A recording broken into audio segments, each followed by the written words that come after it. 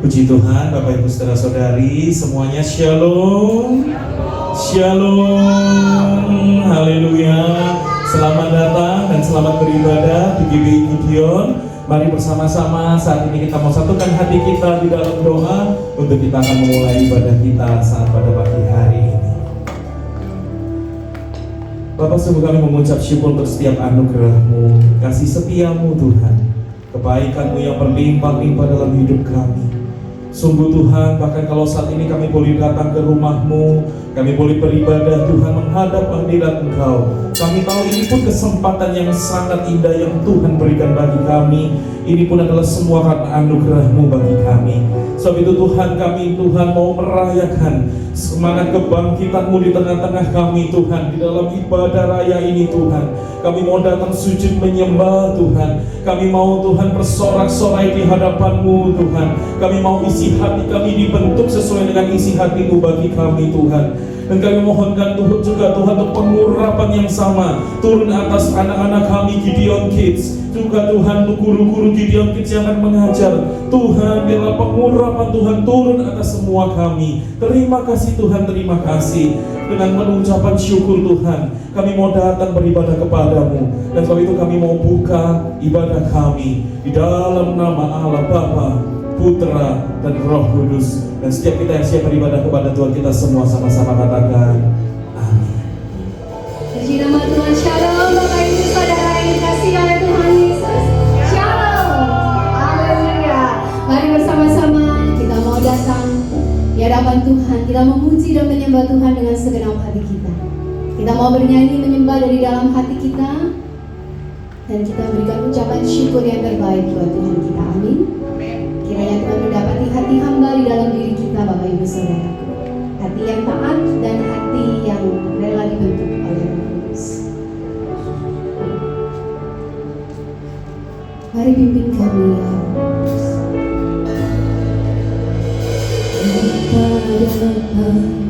Lupakan kebaikan yang ku terima,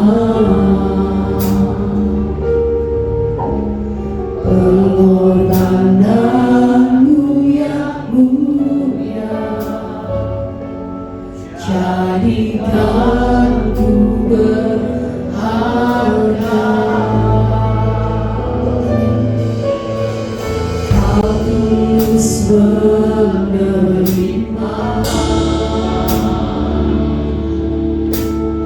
aku apa adanya. Kekuatan kasih-Mu nyata memulihkan hidupku. Kau bukan Tuhan yang melihat rupa, Kau bukan Tuhan yang memandang harta. Hati hamba yang selalu Kau cari, biar Kau temukan di dalamku. Selama ku hidup, ku mau menyembah-Mu. Sebab Engkau sangat berarti bagiku. Yang terbaik yang ada padaku, ku bersembahkan kepadamu. Yesusku,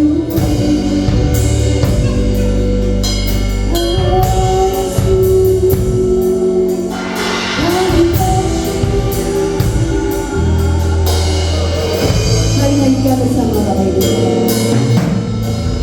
Kadang aku lupakan kebaikan yang ku terima, Kau berkorban bagi aku. Pengorbananmu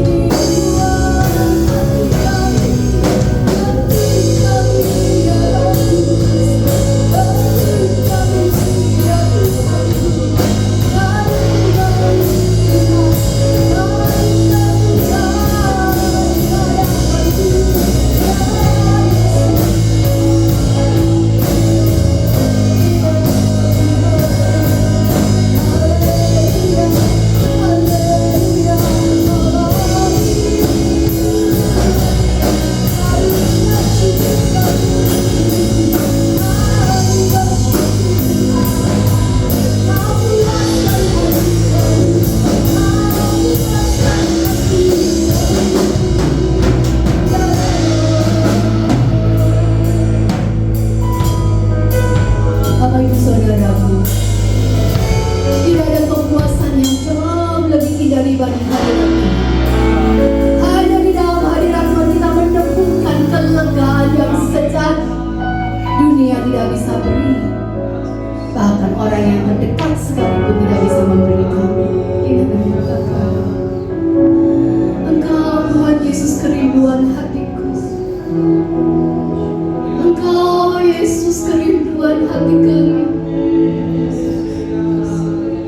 Di waktu seperti inilah ya Tuhan, hati kami menghalangi Engkau ya Yesus. Ya Yesus.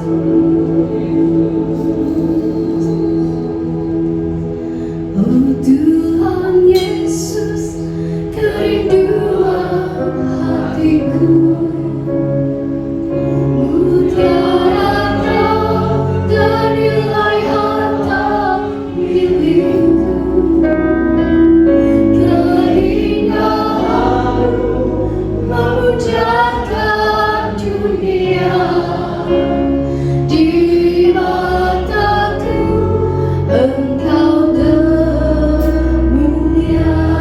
Mari Bapak Ibu Saudara, kita berbakti dengan yang menunjukkan Tuhan Yesus di dalam hidup kita terus dan terus berdaulat. Mari berikan puji Tuhan bagi Tuhan kita dari hati yang pandai. Nyatakan ekspresikan kasih-Mu kepada Tuhan.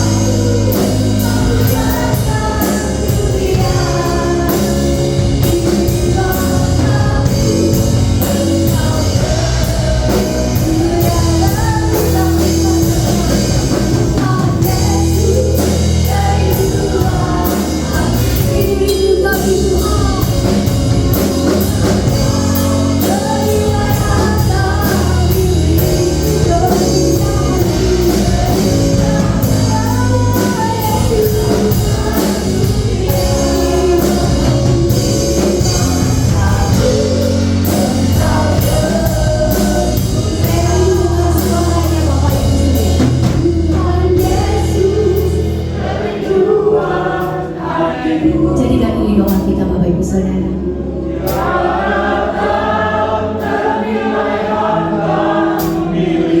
Terima kasih Tuhan.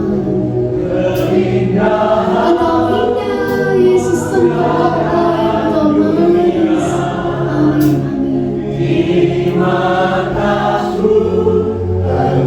Sekali lagi Bapak Ibu Saudara, mengirim terbaik Tuhan bisa memberi lagi. Oh Tuhan Yesus, kerinduan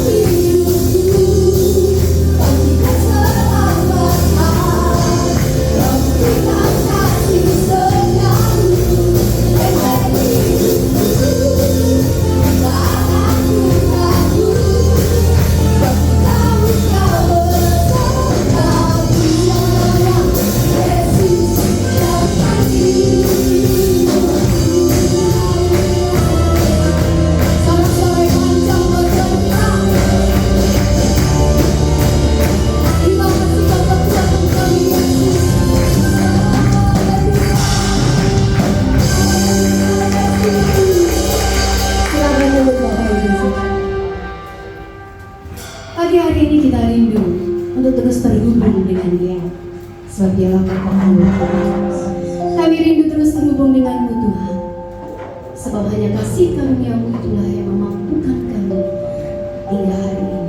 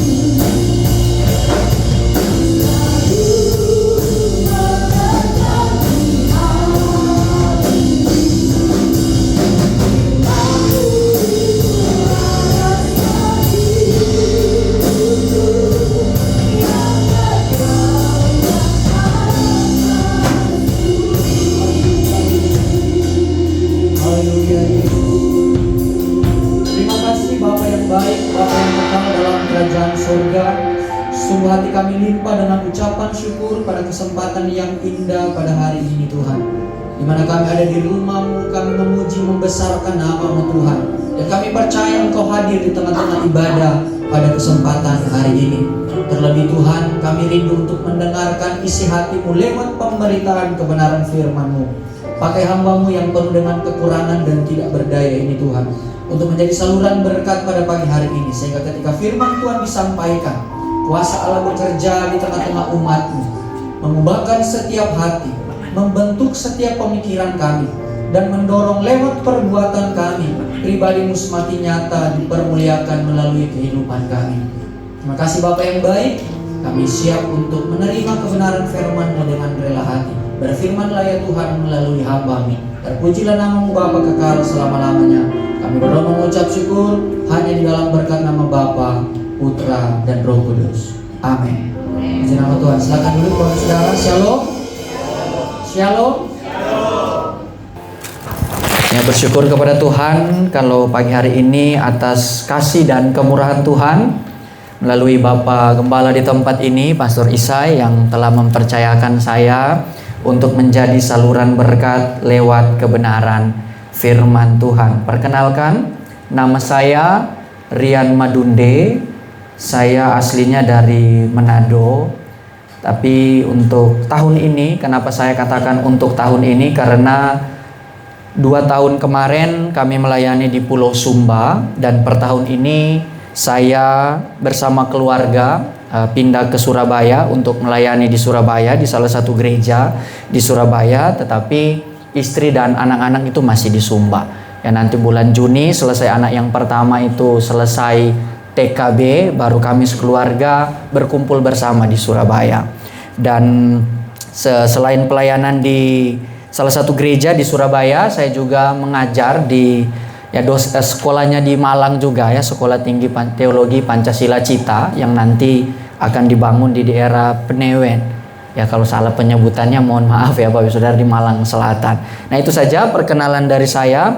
Pada kesempatan pagi hari ini Bapak Ibu Saudara, kita sama-sama akan menerima dan menyeli kebenaran firman Tuhan yang saya beri judul Menanti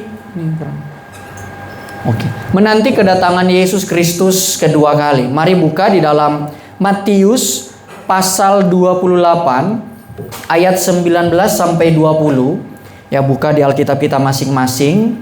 Kita baca bersama-sama. Matius 28 ayat 19 sampai 20. Tidak mengapa, mari Bapak Ibu Saudara, dalam pembacaan pertama kita baca bersama-sama kebenaran firman Tuhan ini. Matius pasal 22 ayat 19 sampai 20. Mari yang sudah dapat bisa bangkit berdiri.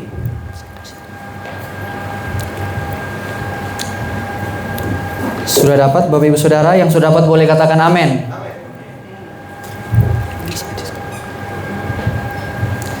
Matius 28 ayat 19 sampai 20, firman Tuhan 1, 2, 3. Karena itu, lagi sama-sama, jangan yang ini ya dulu, biar saya yang ini yang saya terjemahkan nanti, biar saya yang kendalikan dari sini. Ya, oke, terima kasih tim multimedia. Ya, lihat di Alkitab kita masing-masing. Matius 28 ayat 19 sampai 20, 1, 2, 3. Karena itu, pergilah, jadikanlah semua bangsa muridku, dan baptislah mereka dalam nama Bapa, Anak, dan Roh Kudus, dan ajarlah mereka melakukan segala sesuatu yang telah kuperintahkan kepadamu, dan ketahuilah aku menyertai kamu senantiasa sampai kepada akhir zaman. Silakan duduk Bapak Ibu Saudara. Nah, saya bantu jemaat Tuhan menerjemahkan kebenaran firman Tuhan dari teks aslinya. Bunyi firman Tuhan, oleh karena itu, selagi pergilah engkau, muridkanlah setiap bangsa, sambil membaptis mereka di dalam Sang Nama, Bapa, Anak, dan Roh Kudus, dan sambil mengajarkan mereka untuk taat segala sesuatu yang aku telah perintahkan kepadamu, dan lihatlah, aku beserta kamu sepanjang hari sampai kesudahan zaman. Nah, berbahagialah kita Bapak Ibu Saudara yang menerima kebenaran firman Tuhan dengan rela hati. Kemudian setelah ibadah di tempat ini, Bapak Ibu Saudara merenungkan setiap kebenaran, dan oleh karena kuat kuasa Roh Kudus, kebenaran itu diteguhkan dalam setiap kehidupan kita, dan kita menjadi pelaku-pelaku kebenaran yang menyukakan hati Tuhan. Bapak Ibu Saudara, ketika saya berbincang-bincang sekitar bulan Januari dengan Pastor Isai, beliau kemudian meminta saya melayani di tempat ini, dan saya tuh bergumul kira-kira tema apa yang ingin saya sampaikan Bapak Ibu Saudara. Dan kemudian dalam pergumulan saya, akhirnya saya menentukan untuk berbicara tentang menanti kedatangan Yesus Kristus kedua kali. Dan saat tadi pagi saat saya datang di belakang, saya lihat tema besar ya sepertinya Pastor ya tahun ini, Revival in the end times. Jadi kebangkitan di akhir zaman Bapak Ibu Saudara. Jadi ketika saya lihat tema besar gereja ini dengan tema firman Tuhan yang akan kita bicarakan hari ini, itu berbicara tentang akhir zaman. Sehingga ketika Bapak Ibu Saudara ingin membicarakan apa itu kebangkitan akhir zaman, itu berkaitan dengan segala sesuatu yang harus kita lakukan di dalam penantian kita kepada kedatangan Kristus kedua kali. Dan kalau kita berbicara, kita sebagai orang Kristen sementara menanti kedatangan Kristus kedua kali, kira-kira apakah kedatangan Kristus kedua kali sebagai sesuatu yang saudara rindukan, sesuatu yang saudara inginkan, sesuatu yang saudara dambakan, atau ternyata kedatangan Kristus kedua kali itu tidak termasuk di dalam agenda kehidupan kita sebagai orang percaya. Saya kasih ilustrasi sederhana. Beberapa waktu lalu, karena saya sudah harus bukan ganti ya, karena handphone yang lama ini itu banyak sekali grupnya Bapak Ibu Saudara. Jadi kadang sudah lemot, kadang orang WA hubungi saya itu agak sulit untuk berkomunikasi. Jadi saya berencana untuk membeli handphone satu lagi supaya komunikasi dalam pelayanan, dalam mengajar, dengan keluarga itu dapat terkoordinir satu dengan yang lainnya. Nah, jadi ketika beli handphone yang baru ini, itu karena pesannya online. Jadi setiap hari saya ngecek ini pengiriman itu sampai di mana ya. Kurirnya itu sudah sampai di mana. Kira-kira sampai hari apa? Artinya ada apa? Kerinduan yang menggebu-gebu. Ada rasa ingin sekali berjumpa dengan barang yang saya beli itu, dengan handphone yang saya beli. Jadi serasanya tidak sabar untuk berjumpa dengan handphone ini. Bukan walaupun saya cek ya kurir yang datang itu kapan, yang saya rindukan apakah kurir atau handphonenya Bapak Ibu Saudara.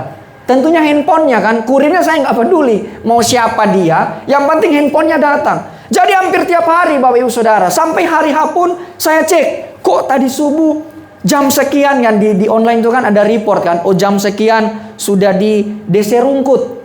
Kalau di Surabaya itu pasti ke Rungkut dulu baru diantar ya ke rumah, ke alamat kita masing-masing. Jadi ada rasa tidak sabar, ada rasa yang begitu besar, rindu begitu besar dalam diri saya untuk segera memiliki barang tersebut. Tetapi Bapak Ibu Saudara, ketika kita berbicara akhir zaman, berbicara menanti kedatangan Kristus yang kedua kali, seringkali topik akhir zaman itu bukan sesuatu yang kita rindukan, sesuatu yang kita dambakan, melainkan sebaliknya.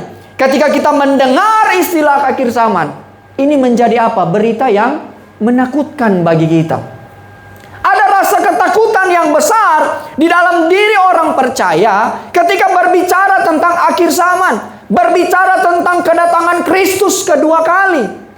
Bahkan sebenarnya tidak jarang tema-tema berkaitan dengan akhir zaman itu digunakan hanya untuk menakut-nakuti jemaat. Coba lihat ya, waktu tahun 2012 ketika keluar film yang judulnya 2012, itu mendadak gereja penuh Bapak Ibu Saudara ya. Penuh waktu itu saya masih kuliah. Yang gak pernah masuk gereja tiba-tiba datang. Karena ngeri sekali, takut. Kalau Tuhan datang kita mengalami peristiwa yang mengerikan itu. Bahkan kemarin ya ketika Iran perang dengan Amerika dan Israel. Wow, bertebaran di media sosial. Ini menggenapi nubuatan ini.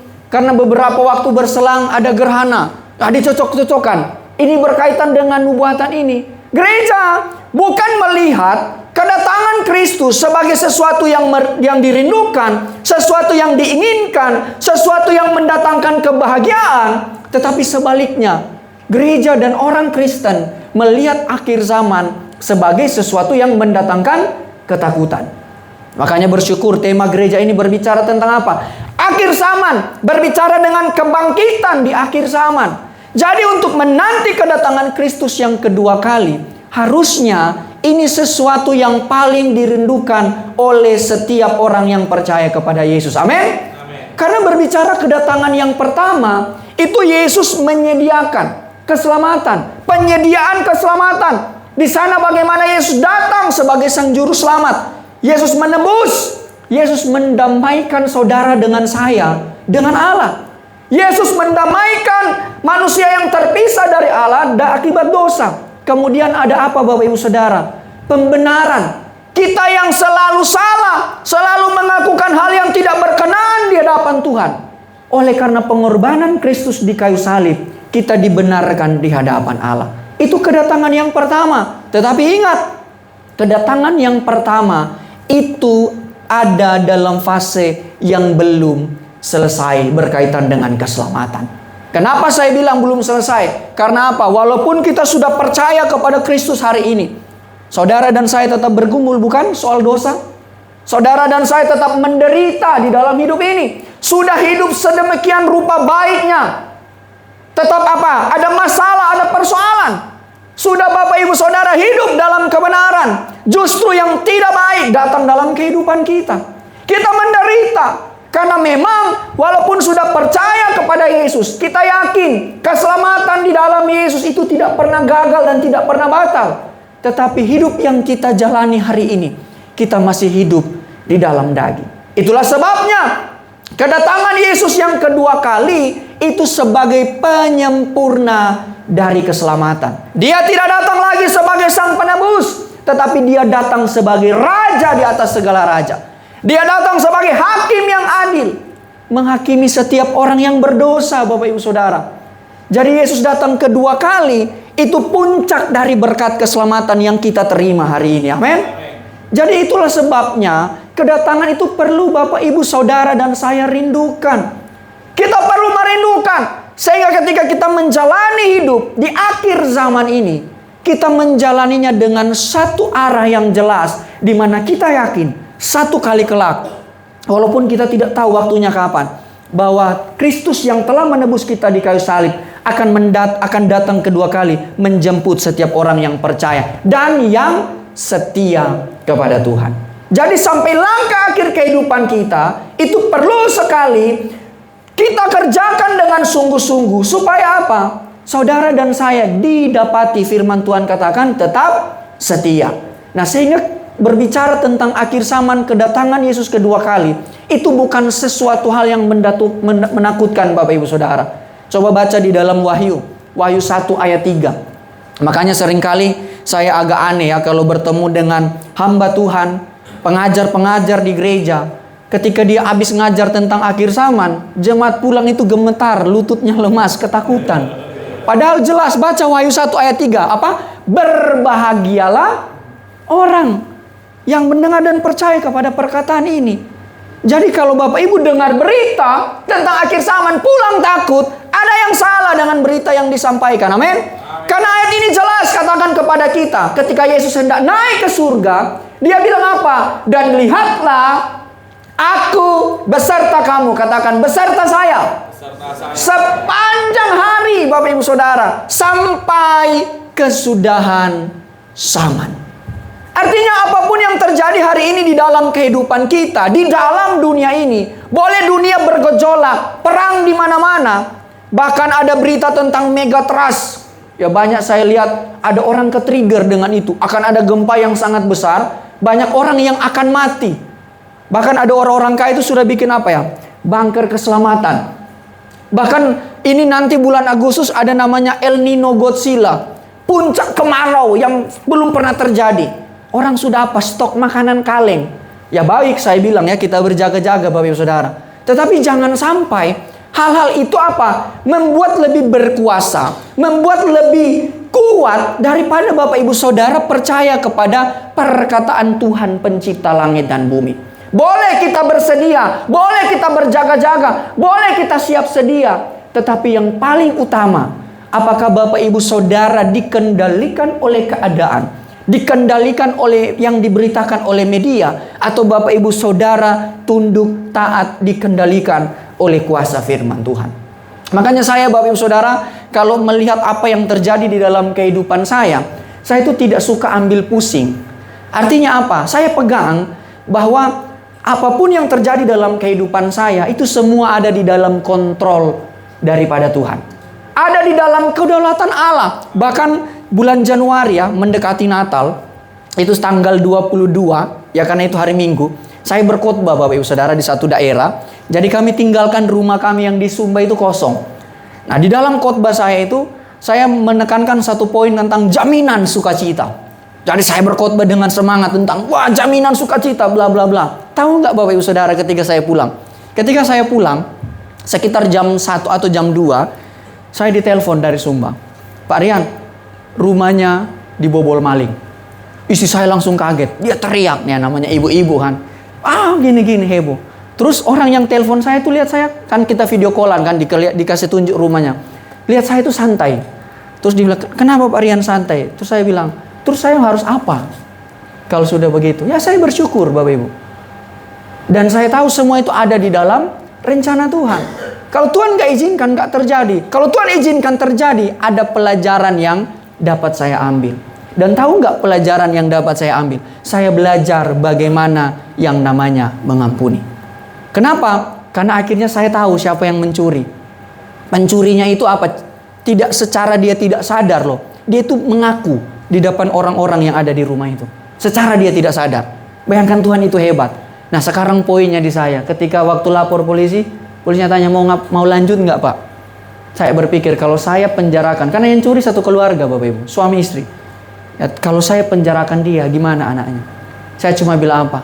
Tidak apa-apa Pak. Yang penting saya sudah tahu dan tugas saya mendoakan yang mencuri. Ya walaupun ya mungkin bagi orang lain nominal yang hilang itu nggak besar, tapi bagi kami itu sangat ya cukup besar. Ya karena yang hilang tuh kain adat Bapak Ibu ya. Ya ada sekitar ya 10 sampai 11-an lembar, kalau dirupiahkan mungkin 10 sampai 15 juta.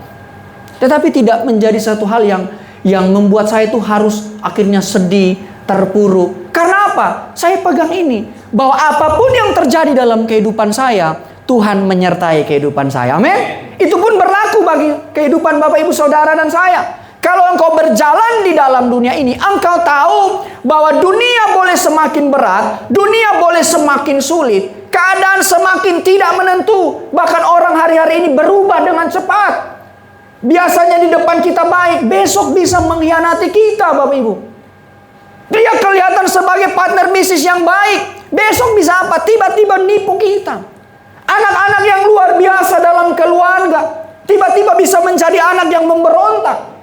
Keadaan berubah dengan begitu cepat. Tetapi kalau kita hidup di dalam Tuhan, kita pegang janji kebenaran firman Tuhan ini, maka Allah sendiri yang akan menggenapinya di dalam kehidupan kita. Sehingga akhir zaman bukan berita yang menakutkan. Kedatangan Kristus bukan sesuatu hal yang perlu dihindari, bahkan menjadi hal yang perlu kita nantikan. Karena apa?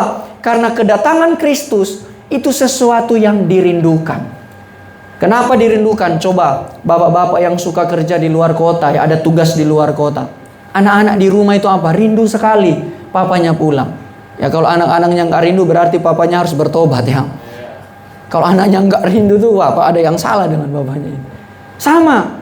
Kalau ibu-ibu jangankan pergi ke luar kota, pergi ke pasar sebentar. Ya ini kalau libur ya. Kalau ada suaminya di rumah, waduh, mama ini kemana? Nah, sama kayak saya kalau di rumah, ya namanya pelayanan seorang full timer kayak saya kan kalau ngajar pasti pagi saja, kadang sore itu di rumah, pasti di rumah, ada hari-hari libur. Nah kadang istri ke pasar itu, loh mama kemana? Tanya yang bungsu kan belum sekolah, dek mama kemana? Kayak panik gitu loh Bapak Saudara. Makanya ini saya di Surabaya, istri di Sumba, wah itu ternyata tersiksanya setengah mati. Makanya saya bilang ke istri, kalau sudah tua biar saya yang mati duluan, saya bilang. Kayaknya nggak bisa saya hidup tanpamu. Saya bilang begitu ya, bapak-bapak juga harus begitu. Ya, saya nggak bisa hidup tanpa mama. Jadi sesuatu yang dirindukan Bapak Ibu Saudara. Jadi kedatangan Kristus harus sebagai orang Kristus engkau rindukan. Dan kedatangan Kristus kedua kali itu harus apa? Disukacitakan. Mendatangkan sukacita. Jadi kalau Bapak Ibu melihat ada sesuatu hal yang menakutkan di dalam hidup ini, yang terjadi hari-hari ini, itu baru tanda Yesus bilang, mendekati kedatanganku yang kedua kali. Jadi kalau hari ini engkau lihat ada perang, ya betul yang dikatakan Yesus. Ada masalah, bencana alam, engkau bilang betul apa yang dikatakan Yesus. Bahwa Yesus pasti datang kedua kali. Sehingga jangan sampai berkaitan dengan kedatangan Kristus itu menjadi ketakutan bagi kita.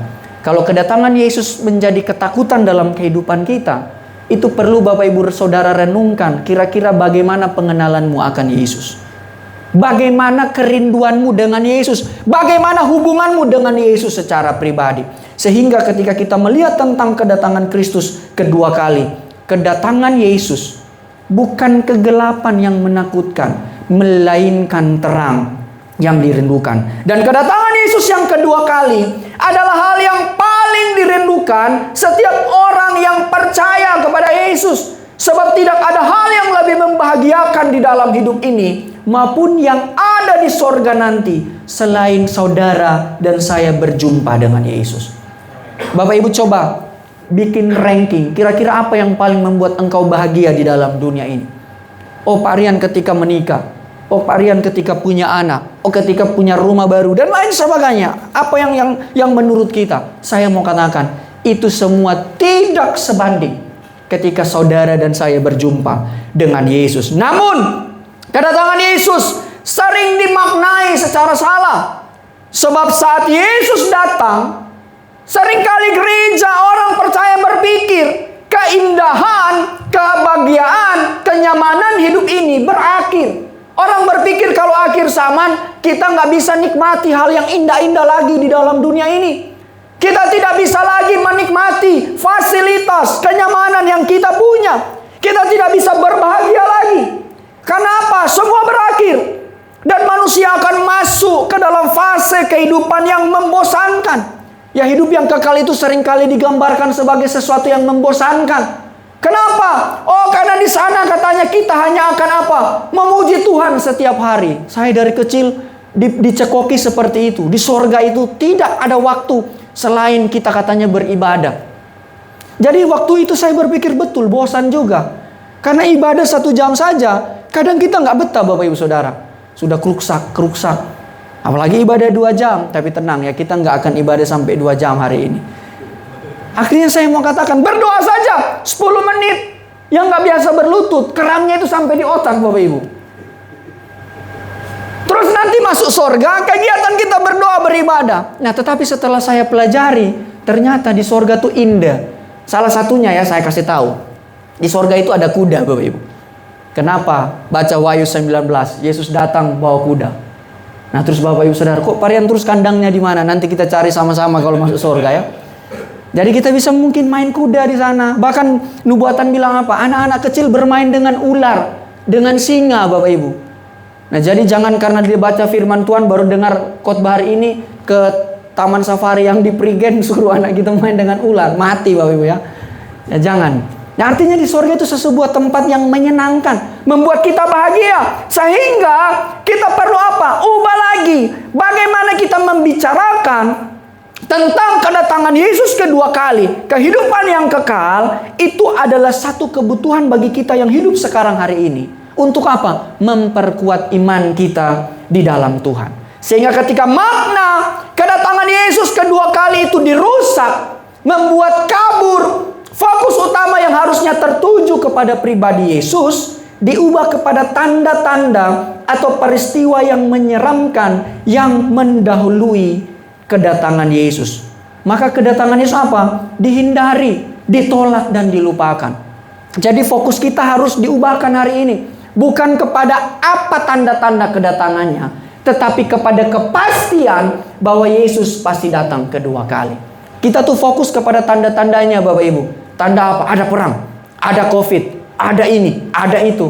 Nah, kita fokus ke situ, akhirnya ketakutan. Kalau kita fokus kepada apa? Tanda itu hanya menyertai Yesus datang kedua kali. Itu mendatangkan sukacita bagi kita. Ya, saya orang yang termasuk vokal ketika COVID. Saya bilang apa? Yesus datang masih lama. COVID akan berlalu. Saya bilang. Karena Alkitab catat, kalau Bapak Ibu mau lihat ya, sampar yang dimaksud dalam kitab Wahyu, itu sepertiga dunia. COVID kemarin, belum ada sepertiga orang yang mati. Itu walaupun terjadi, ya kalau dia benar-benar sampar, itu sepertiga Bapak Ibu. Artinya apa? Kalau manusia kurang lebih sekarang 6M, harus mati berapa? 2M. Kemarin saja baru sampai berapa? Puluhan juta ya. Saya nggak meremehkan yang mati ya. Jumlah itu kan statistik.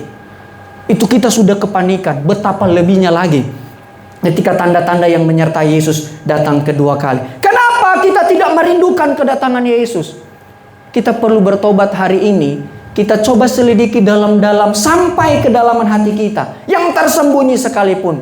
Sesungguhnya ketika kedatangan Yesus tidak dirindukan, berita tentang kedatangan kedua kali menjadi satu ketakutan. Itu penyebabnya karena di dalam lubuk hati kita bersembunyi satu dosa yang sangat rapi, bahwa kita lebih mencintai dunia daripada Yesus. Ini dosa yang bersembunyi sangat rapi di dalam hidup kita. Makanya banyak orang susah mati. Kadang kalau saya dibilang, Pak Rian, si Popo ini atau Kong ini susah mati. Kenapa? Oh, mungkin keluarga nggak rela katanya. Saya bilang bukan keluarga nggak rela. Itu banyak bisnis yang dia masih bingung anaknya bisa urus apa enggak. Masa orang mau mati bergantung pada kita? Wah, saya nggak rela orang tua saya meninggal. Oh, nggak mati-mati. Enggak Bapak Ibu. Itu kepada orang itu yang masih cinta. Makanya ketika Tuhan panggil dia tutup telinga. Nggak dengar Tuhan, nggak dengar. Artinya apa? Ini dosa Bapak Ibu. Coba kita renungkan. Benar nggak? Ketika saya menjadi orang Kristen, saya ini sudah sungguh-sungguh percaya kepada Yesus. Sehingga pagi hari ini, engkau perlu refleksikan ketika menanti kedatangan Yesus kedua kali. Itu adalah pengharapan yang sejati. Sebab hanya di dalam Yesus, manusia dibebaskan dari kejatuhan berulang kali dari tipu daya dan perbudakan dosa yang membelenggu hati kita. Makanya kita perlu refleksikan Injil Bapak Ibu. Kalau Bapak Ibu ingin lepas dari yang namanya pergumulan dosa, kita bebas dari yang namanya penderitaan, maka tidak ada solusi lain, tidak ada cara lain selain Yesus harus datang kedua kali. Maka kita perlu katakan pagi hari ini, karena Yesus. Sama-sama katakan karena Yesus. Karena Yesus datang menebus dan berjanji akan datang kembali. Kedatangannya bukan ketakutan yang menghampiri, tetapi kerinduan yang paling dinanti. Amin. Ini janji bagi saudara dan saya. Sehingga mungkin ada pergumulan yang kita pikul sejak awal hidup di dalam dunia ini. Bahkan mungkin dalam satu titik engkau bergumul sampai hari ini. Tidak ada kunjung jawaban. Tetapi ketika engkau melihat pengharapan bahwa ketika Yesus datang kedua kali, semua pergumulanmu, semua penderitaanmu, semua bebanmu, semua sakit penyakitmu, itu semuanya Yesus angkat ketika dia datang menjemput saudara dan saya pada kedatangannya kedua kali. Charles Swindoll itu bilang begini Bapak Ibu Saudara. Dia bilang begini, harapan itu bagaikan jangkar. Dan harapan kita di dalam Kristus itu membuat kita stabil di tengah badai kehidupan ini. Tetapi dia bilang apa? Tetapi tidak seperti jangkar. Kalau jangkar itu apa? Menahan ya kapal itu supaya tidak bergerak. Tetapi pengharapan di dalam Yesus tidak menahan kita untuk tidak bergerak. Artinya apa? Sebaliknya, pengharapan di dalam Yesus membuat kita semakin hari semakin maju di dalam iman percaya kepada Yesus. Sehingga kita akan belajar bersama-sama pada kesempatan pagi hari ini. Apa yang akan kita lakukan, yang saudara dan saya lakukan dalam menanti kedatangan Yesus Kristus kedua kali.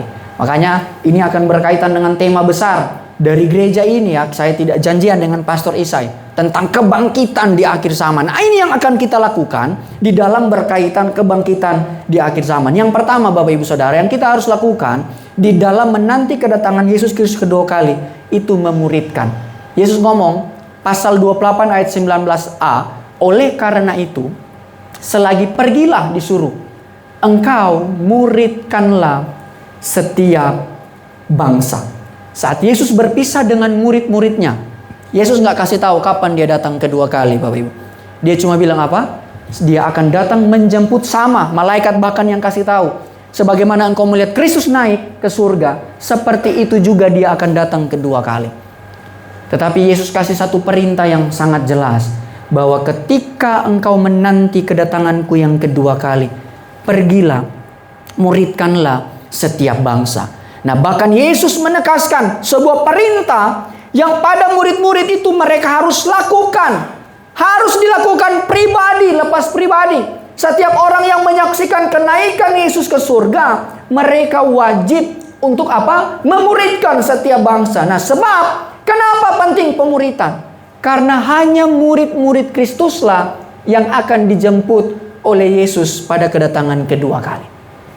Kalau status engkau murid Kristus, engkau akan dijemput. Tapi kalau bukan murid Kristus, engkau tidak akan dijemput atau apa? Tertinggal ketika dunia ini akan berakhir. Nah, murid Kristus sederhananya Bapak Ibu berbicara tentang peniru-peniru Kristus. Itu kalau kita berbicara murid dalam ayat ini, peniru-peniru Kristus. Kalau C.S. Lewis bilang itu Kristus-Kristus kecil katanya. Jadi bagaimana orang-orang yang percaya kepada Yesus itu bukan hanya sekedar memiliki status sebagai murid, tetapi apa? Perilaku kehidupanmu. Engkau berusaha setiap hari, engkau belajar setiap hari, agar supaya apa? Kristus itu tercermin di dalam kehidupanmu. Agar supaya Kristus nyata di dalam kehidupanmu. Itu artinya dari murid Kristus. Sehingga sebagai orang yang percaya kepada Yesus, kita tidak berhenti ketika percaya dan diselamatkan, Bapak Ibu Saudara. Ada satu aktivitas yang engkau lakukan, yaitu apa? Harus memuridkan. Seperti ini ya, di sekolah, anak-anak itu tidak hanya diajarkan 1 tambah 1 sama dengan 2. Itu informasi. Tetapi mungkin kita tidak pernah berpikir, apa sih manfaat belajar matematika? Manfaatnya begini, supaya anak-anak kita ketika dia sudah mengerti uang, dia beli barang satu harga 1 juta. Yang satu harga 1 juta, berarti dia harus bayar 2 juta. Kalau dia nggak tahu, dia ditipu Bapak Ibu Saudara. Ini 1 juta, 1 juta. Jadi saya harus bayar berapa? 5 juta. Oh iya. Karena nggak pernah dimuridkan, nggak pernah belajar. Sama di dalam Tuhan. Bagaimana kita berusaha setiap hari mengenal pribadi Allah. Kita berusaha untuk hidup seperti Kristus. Namun ketika engkau percaya dan diselamatkan, tadi saya katakan tidak berhenti pada imanmu hari ini. Engkau percaya selamat, sudah habis cerita. Enggak. Tugas kita ketika Yesus sudah menyelamatkan saudara dan saya, itu baru langkah awal untuk kita masuk kepada satu tugas yang Yesus sendiri perintahkan untuk kita menanti kedatangan Kristus kedua kali, yaitu berbicara tentang memuridkan. Oh, varian ini setiap bangsa, kita mulai dari mana? Setiap kita punya keluarga, sudahkah kita orang tua memuridkan anak-anak kita di rumah kita? Engkau boleh silakan mempersiapkan sekolah yang baik, mempersiapkan segala sesuatu untuk masa depan anak-anakmu, untuk menghadapi dunia ini. Tetapi kalau engkau lupa memuridkan dia menjadi murid Kristus, engkau sementara mengabaikan sesuatu yang paling berharga di dalam hidup ini, jika dibandingkan dengan semua hal yang dapat kita gapai dalam dunia ini. Saya kadang suka miris ya, kalau seringkali ada kesedihan. Saya nggak marah, nggak mempersalahkan juga. Tapi kalau dengar ada orang-orang tua, Pak Rian, saya sekolahkan anak saya ke luar negeri. Oh bagus, saya bilang. Mantap, kalau punya berkat harus Bapak Ibu ya. Untuk anak tuh jangan tanggung-tanggung. Tapi Pak Rian pusing. Cari kosnya di mana. Semua mahal, bla bla bla. Nah, kenapa saya bilang saya sedih? Kadang-kala kita orang tua pusing cari kosnya di mana, tapi nggak pusing anak kita beribadah atau tidak, atau beribadah di mana. Ada nggak kita berpikir anak-anak yang di luar negeri, anak saya nanti kalau kuliah di Melbourne atau kuliah di Berlin di mana, dia gereja di mana ya? Ada nggak kita terpikir? Nggak terpikir Bapak Saudara kalau kita mau jujur. Kita berpikir dia masuk universitas A, bagus saya katakan ya. Mau di sini di situ. Nah gereja itu jadi apa? Opsi penting nggak penting. Kalau semua sudah, ya ada gereja masuk, nggak ada gereja yang nggak apa-apa. Yang penting studinya bagus. Padahal memuridkan kepada anak-anak kita menjadi murid Kristus itu tugas yang paling utama. Dan bagaimana keluarga dimuridkan? Itulah sebabnya penting komunitas seperti pagi hari ini. Gereja bertugas memuridkan setiap jemaat. Engkau tidak hanya datang termotivasi, engkau tidak datang hanya dihiburkan, engkau hanya tidak datang dijanjikan menerima berkat-berkat Tuhan, tetapi engkau datang di tempat ini. Adakah pribadi kita berubah setiap hari searah dengan Kristus? Yang dahulunya pemarah, jadi apa? Lemah lembut, Bapak Ibu. Yang dahulunya kita orang yang pelit, menjadi murah hati. Yang cuek, acuh tak acuh, menjadi orang yang peduli. Itu yang harus ditemukan dalam gereja Tuhan. Bukan hanya sekedar bertumbuh secara nominal, secara materi, yaitu bagian dari berkat Tuhan dalam hidup kita. Tetapi yang paling utama, kita mengenakan karakter sebagai murid-murid Kristus.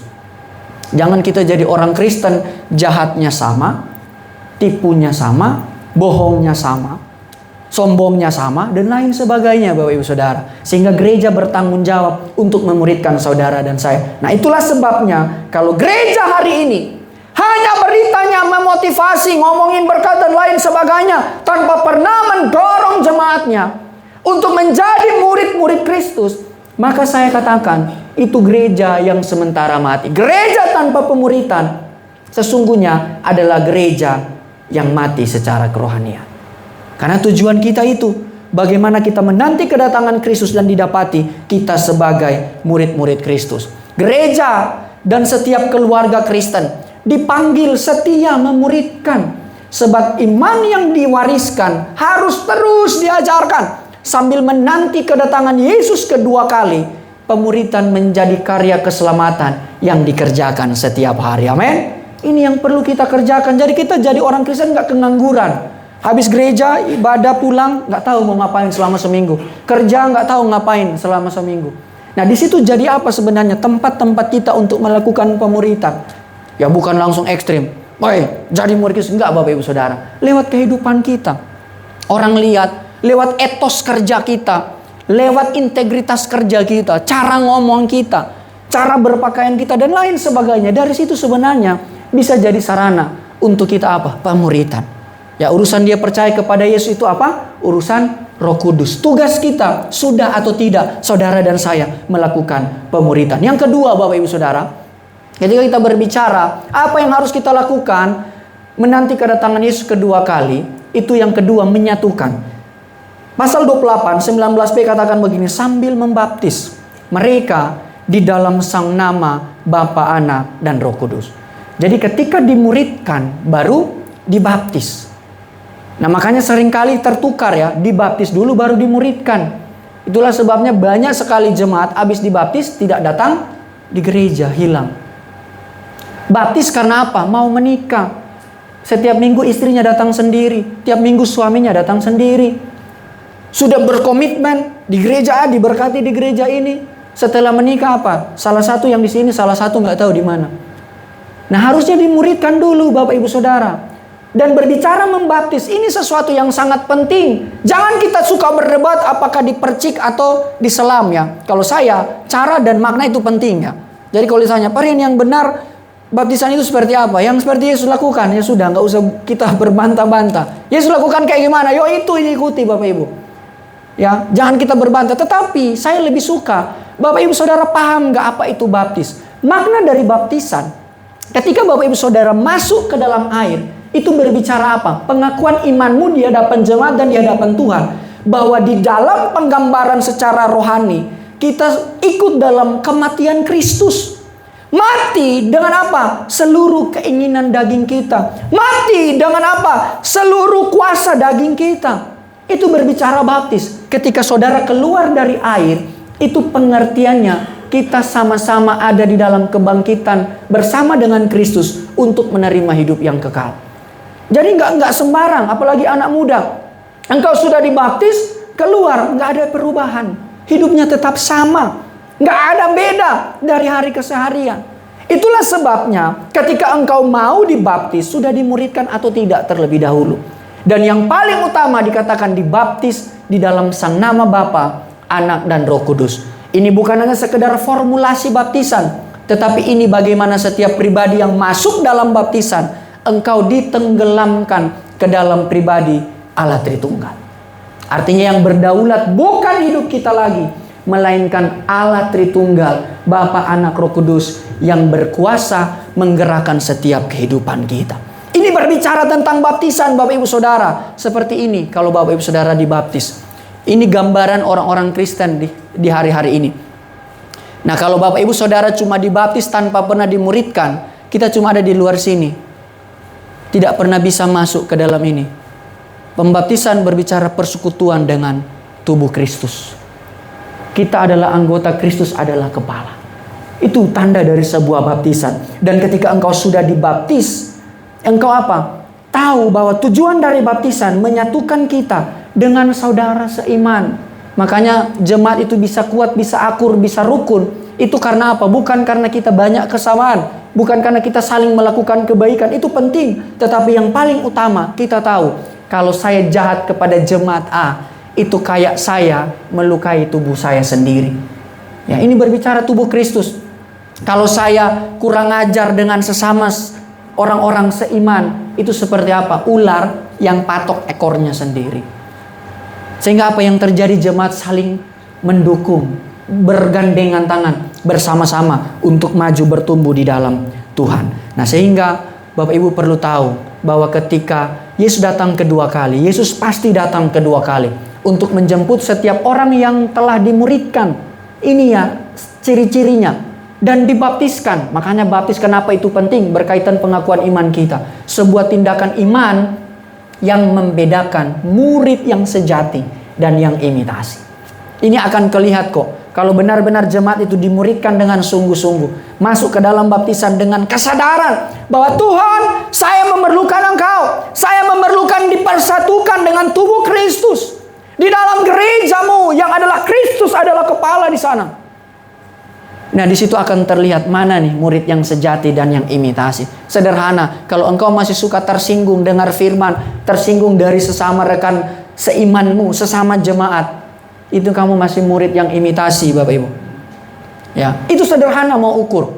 Kalau engkau masih suka terluka hatimu dengan hal-hal sepele, bahkan mungkin hal besar, terus engkau mundur daripada Tuhan, itu murid yang imitasi. Sehingga kita perlu bertobat pagi hari ini. Dan terakhir, Bapak Ibu Saudara, apa yang akan kita lakukan menanti kedatangan Yesus kedua kali? Itu menumbuhkan. Matius 28 ayat 20a, firman Tuhan katakan begini, dan sambil mengajarkan mereka untuk taat segala sesuatu yang aku telah perintahkan kepadamu. Nah, Yesus juga menggunakan di sini perintah tentang mengajarkan. Mengajarkan itu seperti anak-anak yang ada di sekolah yang belajar secara intensif. Sederhananya begini, kenapa ini pengertiannya menumbuhkan? Karena apa? Tanpa ada pengejaran firman Tuhan yang sehat, tanpa ada ajaran yang sehat, tidak ada pertumbuhan rohani. Itu pengertiannya. Betul, pertumbuhan itu dari Kristus. Allah yang menumbuhkan. Tetapi untuk menjaga pertumbuhan itu, untuk sama-sama bertumbuh, itu memerlukan yang namanya kumpulan orang-orang yang percaya. Perlu diusahakan bersama, perlu dikerjakan bersama. Jadi jangan berpikir engkau akan bertumbuh secara kerohanian tanpa pernah menerima pengajaran firman yang sehat. Makanya engkau beruntung, Bapak Ibu Saudara. Ya, gembala di tempat ini karena saya cukup kenal. Beliau kakak tingkat saya di S2 dan sekarang lagi menyelesaikan. Jadi dulu saya adik tingkatnya Bapak Gembala ya waktu S2, tapi masuk S3 saya salib Bapak Gembala. Saya selesai duluan. Ya. Jadi artinya apa? Peduli dengan ajaran sehat. Ya, hari-hari ini Bapak Ibu lihat di sosmed kan, banyak sekali, nggak boleh ini, wah nggak jelas ya. Kalau Bapak Ibu nggak punya dasar yang kuat, dengar pendeta khotbah, kamu lebih percaya yang ada di sosmed. Kamu lebih percaya orang-orang yang nggak jelas latar belakang, belajar Alkitabnya di mana, tapi karena punya handphone, punya kuota, dia ngomong Alkitab. Cara ngomongnya enak, padahal salah Bapak Ibu. Kalau kita kuat dalam pengajaran, pertumbuhan itu terjadi dalam kehidupan kita. Seperti ini. Ya, pertumbuhan firman adalah proses dari hari ke seharian. Nah, maka pertumbuhan rohani hanya lahir saat ajaran tentang Injil keselamatan benar-benar hadir di tengah-tengah gereja Tuhan. Dan yang menjadi kekuatan Injil yang Bapak Ibu Saudara bisa bawa pulang. Saya undang pemain musik. Menanti kedatangan Yesus kedua kali, kita diutus memuridkan, menyatukan, menumbuhkan dalam kasih-Nya, agar iman bukan sekedar kata, melainkan menghidupinya yang penuh anugerah dan sukacita. Dominus omnium dedit apostolis suis potestatem evangelii solidio gloria. Tuhan Yesus memberkati. kita semua. Berikan tepuk tangan bagi Tuhan kita Yesus Kristus. Haleluya. Mari kita bangkit berdiri Bapak Ibu Saudara. Kita akan merenungkan kebenaran firman Tuhan pada pagi hari ini. Ternyata berita kedatangan Kristus kedua kali bukan hal yang perlu engkau takutkan.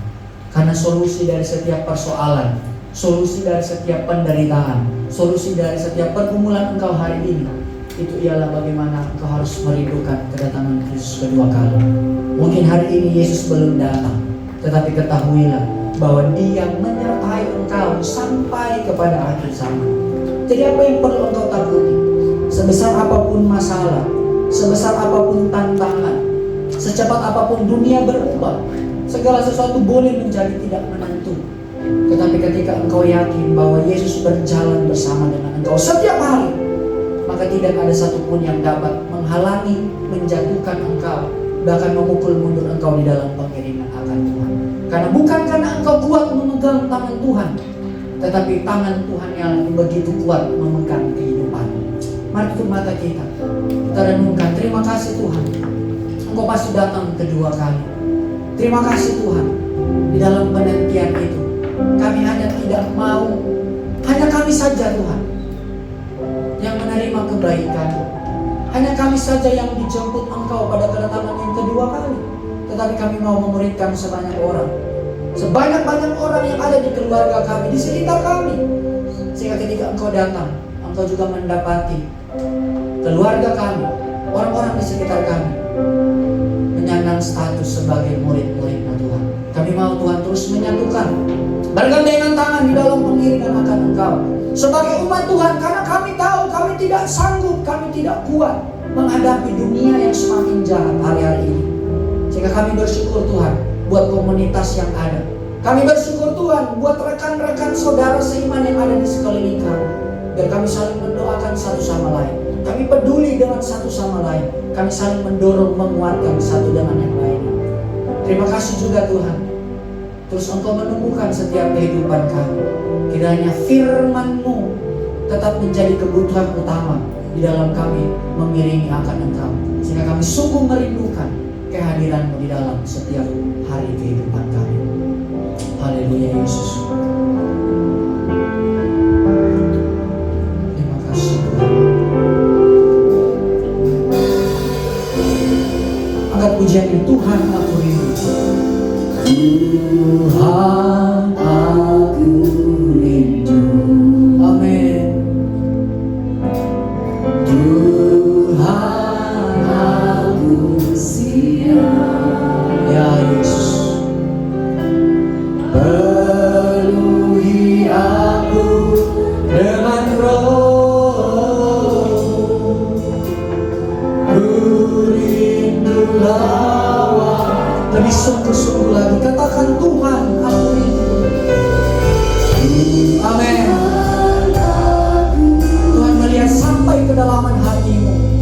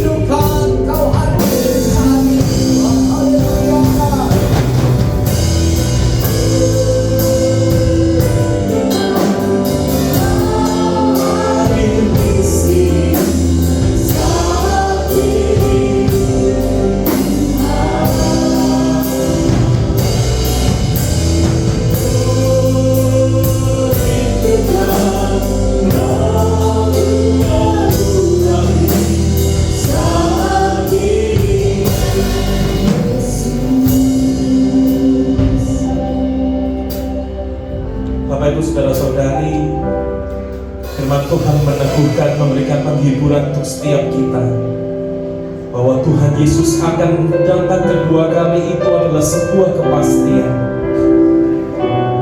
Dan kita bersyukur karena bagi kita murid-murid Kristus, Tuhan pasti mengangkat setiap kita. Namun pertanyaannya adalah saat ini boleh nggak kita ambil waktu untuk kita merenungkan orang-orang di sekitar kita. Mungkin itu rekan sekolah kita, rekan studi, rekan kuliah kita. Mungkin itu rekan kerja kita. Mungkin itu tetangga kita. Mungkin itu teman untuk kita bermain dari waktu kita bertumbuh bersama. Mungkin sejak kita SD, SMP, SMA, kuliah kita selalu bersama dengan dia. Bahkan itu mungkin anak-anak kita, bahkan mungkin itu orang tua kita, bahkan mungkin itu pasangan hidup kita. Tetapi mereka belum kenal Tuhan. Akankah kita menjadi orang-orang yang jahat terhadap mereka karena kita tidak peduli dengan keselamatan hidup mereka? Karena Yesus pasti akan datang kedua kalinya, dan Yesus pasti akan mengangkat kita murid-muridnya. Tetapi di mana hati kita terhadap orang-orang di sekitar kita yang begitu dekat dengan kita, dan kita tidak peduli mereka tidak diangkat oleh Tuhan Yesus pada kedatangan kali kedua?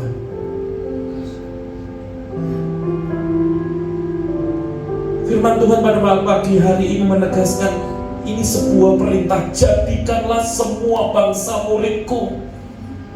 Itu bukan sekedar dorongan, bukan sekedar himbauan, tetapi itu perintah yang harus kita lakukan sebagai murid-murid Kristus, agar sungguh anugerah keselamatan itu ketika Yesus datang kali kedua menjemput itu, bukan hanya kita saja yang dijemput, bukan hanya kita saja yang diangkat, tetapi mungkin bos kita, teman sepantaran kita, mungkin itu pegawai kita, pembantu rumah tangga kita,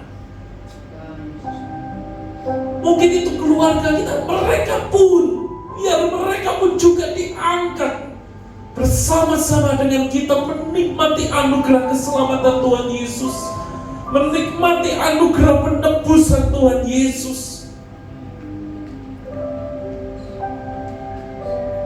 Pagi hari ini seberapa bergairahnya hati kita menantikan kedatangan Yesus Kristus, dan seberapa bergairahnya kita melihat teman-teman kita, orang-orang di sekitar kita yang selalu ada dalam lingkungan sosial kita sehari-hari, mereka pun juga akan dijemput oleh Tuhan Yesus bersama-sama dengan kita. Mari nyanyikan pujian ini. Ku rindukan Kau hadir di sini saat ini, Tuhan. Ku rindukan Roh-Mu mengurangi, biarlah Roh-Mu mengurangi setiap hati kami, Yesus. Sentuhlah kami, jamalah hati kami, biar kami mau jadi murid-murid Yesus yang bukan imitasi. Biar kami jadi murid-murid Yesus yang sejati. Rindukan Roh-Mu mengurangi saat ini. Mari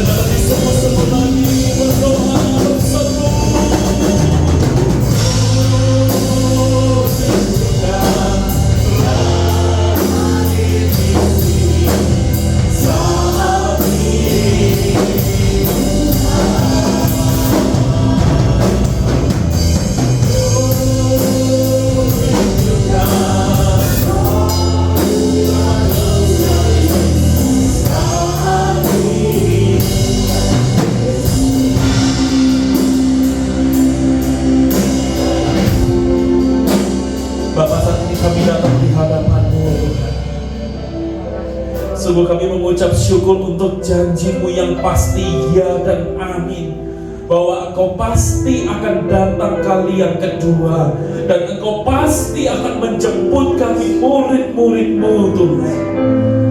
Sebab itu Tuhan, kami mohon biarlah di tengah-tengah segala tantangan hidup kami, sepanjang umur hidup kami, bentuk kami Tuhan, proses kami Tuhan, mampukan kami untuk kami terus menjadi murid-murid Kristus yang sejati, bukan yang imitasi, tetapi yang sejati Tuhan.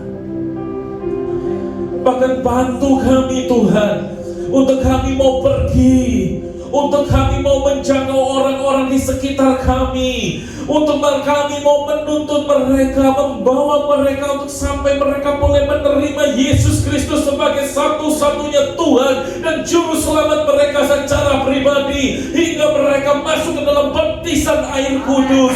Bahkan mereka terus diajar sesuai dengan kebenaran firman-Mu Tuhan, sehingga sungguh pemuridan itu kami mengalaminya, tak bahkan orang-orang di sekitar kami mengalaminya. Tuhan yang besar terjadi, kami dan orang-orang di sekitar kami boleh sama-sama mengalami anugerah Tuhan. Kami boleh sama-sama diangkat Tuhan, menyongsong kedatangan Engkau Tuhan Yesus yang kali kedua.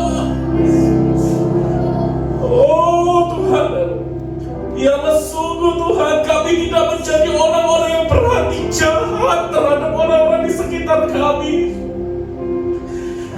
Kami tidak egois, hanya kami memikirkan diri kami sendiri yang menjadi murid Tuhan, hanya kami sendiri yang menikmati anugerah Tuhan. Tetapi kami mau Tuhan biar bersama-sama dengan kami, orang-orang di sekitar kami mengalami Tuhan anugerah penebusan yang terbesar yang Tuhan anugerahkan bagi kami, keselamatan kekal Tuhan. Sentuh hati kami Tuhan, ampuni hati kami yang keras Tuhan, mampukan kami yang tidak berdaya Tuhan.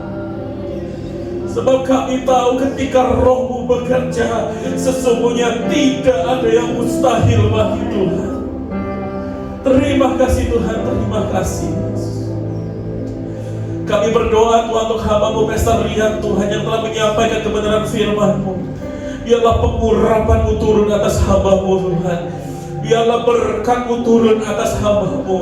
Engkau yang terus menuntun Tuhan hamba-Mu, seluruh keluarganya Tuhan, apapun yang menjadi kebutuhannya, apapun yang menjadi panggilannya, kami percaya ketika visi Tuhan diberikan bagi hamba-Mu, maka provisi Tuhan juga disediakan bagi hamba-Mu dan keluarganya Tuhan. Terima kasih Tuhan, terima kasih.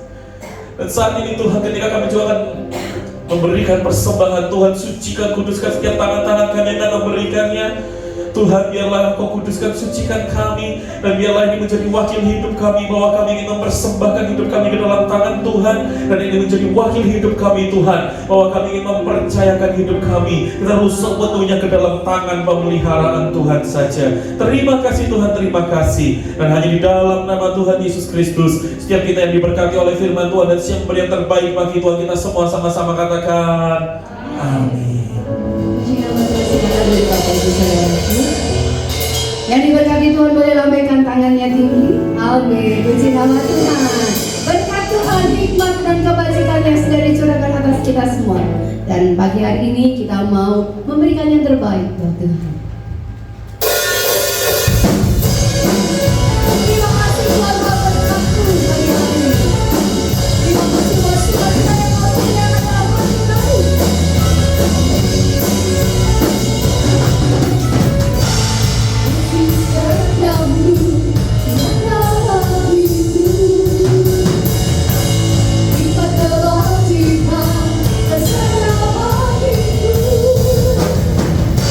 Terima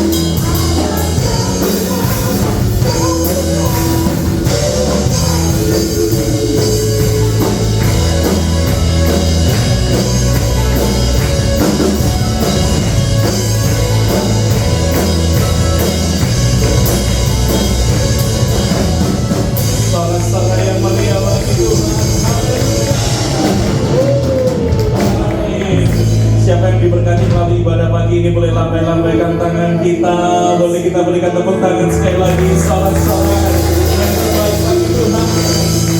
Ya, kami atas nama GBI Gideon mengucapkan terima kasih kepada pelayan Bapak Pastor Ungke ya. Bapak Ibu Saudara-saudari, Pastor Rian ini kalau Bapak Ibu Saudara lihat di Instagram gitu ya, bisa follow Pastor Ungke. Wah, begitu ya.